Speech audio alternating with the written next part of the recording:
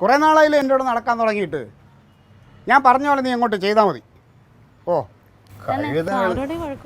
ഓ നമ്മുടെ കൂടെ ഉള്ളവരെ എടി ബഹളം വെക്കല്ലേ, ഇത് നിനക്ക് തിന്നാനുള്ളതൊന്നും അല്ല.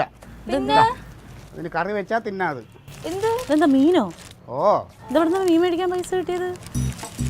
കാലത്തെ ഒരു 2000-ൻ്റെ ഒരു കെട്ടെനിക്ക് തന്നില്ലേ, അതിൽ നിന്ന് ഊരിയടി ഞാൻ.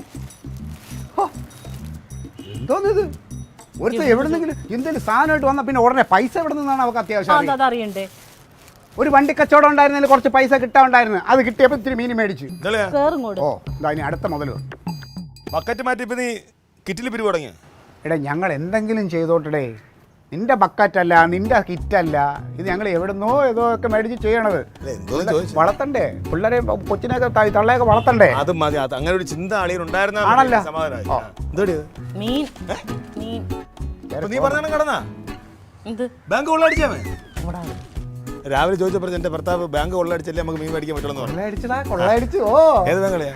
പേര് നോക്കിയിട്ട് ഹിന്ദിയിലായിരുന്നു എഴുതി, അതുകൊണ്ട് വായിക്കാൻ പറ്റില്ല. അടുത്ത പ്രാവശ്യം പോകുമ്പോൾ നിന്നെ കൂടെ കൊണ്ടുപോകാം കേട്ടാ. കൈവിടറേ, ഇങ്ങനെയൊക്കെ തന്നെ നീ പറഞ്ഞു വിടും ഓരോന്ന്. വിട്. എനിക്കറിയാം, എനിക്ക് കൈകാലം കൊണ്ട് കയറാൻ. ആ പിന്നെ ഒന്നുമില്ല, ഞാൻ ഒരു നല്ല കാര്യം പറഞ്ഞു. ഞങ്ങളൊരു പുണ്യ പ്രവൃത്തി ചെയ്യാൻ പോവുകയാണ്. വേണമെങ്കിൽ എൻ്റെ ഭാഗമാകാം. ഞാനും ഞങ്ങളെ കുറച്ച് സുഹൃത്തുക്കളും കൂടെ കുറച്ച് പാവങ്ങളെ സഹായിക്കാൻ പോകുന്നുണ്ട്. അതിൽ പങ്ക് ചേർന്ന് ചെയ്തു പോയ പാവക്കറകൾ കുറച്ച് കഴുകിക്കളാം.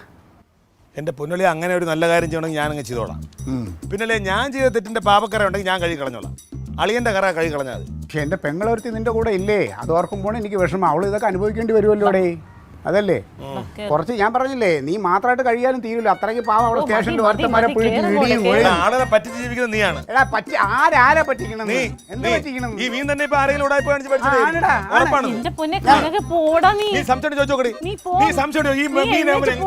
ഞാൻ കൊള്ളയടിച്ചു, മീൻ ചന്ത കൊള്ളയടിച്ചു. ബാക്കി ഇനി കൊടുത്ത് കൊണ്ടുവരണം വണ്ടിയിൽ. അതുകൊണ്ട് ഇത്തരം പാപക്കറകളാണ് ആദ്യം കഴിക്കേണ്ടത്. സ്റ്റേഷനിൽ കാണേ ഓരോ പ്രതികളെ, നിരപരാധികളെയാണ് നീയൊക്കെ ഉപദ്രവിക്കുന്നത്. എത്രയോ നിരപരാധികളെ നീ ഉപദ്രവിച്ചേക്കണേ. നിന്നെ സമയം കഴിഞ്ഞു.